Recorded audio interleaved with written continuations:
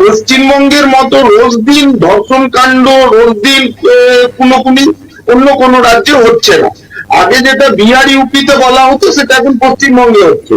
তৃণমূলের লোকেরা অনেক কিছু বলতে পারেন, হ্যাঁ একটা কথা আমার ভাইটি ভালো বলেছিলেন, দোষীকে দোষী বলতে। সত্যি মমতা বন্দ্যোপাধ্যায় যে দোষী সেটা ফিরাদ হাকিম বলেছেন, উনি ওনার পুলিশকে ব্যর্থতার কথা, সৌগত রায় বলেছে পুলিশের ব্যর্থতার কথা, আর আরেকজন তো বলেছেন যে অভিষেক বন্দ্যোপাধ্যায়কে ওই পুলিশ মন্ত্রী পদটা দেওয়া উচিত।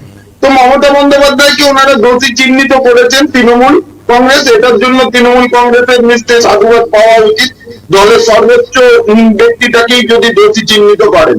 কিন্তু ব্যাপারটা হচ্ছে যে আমরা সমাজে এমন জায়গাটায় রয়েছি, যতক্ষণ না আমাদের উপর আঁচটা হচ্ছে, জয়দীপ বাবু যে কথাটা বলছিলেন যে এখানে হচ্ছে সমাজ কেন জেগে উঠছে না, সমাজ আর্জিকর নিয়ে জেগে উঠেছিল, কিন্তু নৃশংস কাণ্ড জয়নগর নিয়ে হলো, জয়নগরে হলো, যে একটা ছোট্ট উমাকে তার প্রাণ হারাতে হলো, ধর্ষিত হতে হলো, সেই কাণ্ড নিয়ে কিন্তু সেভাবে জেগে ওঠেনি।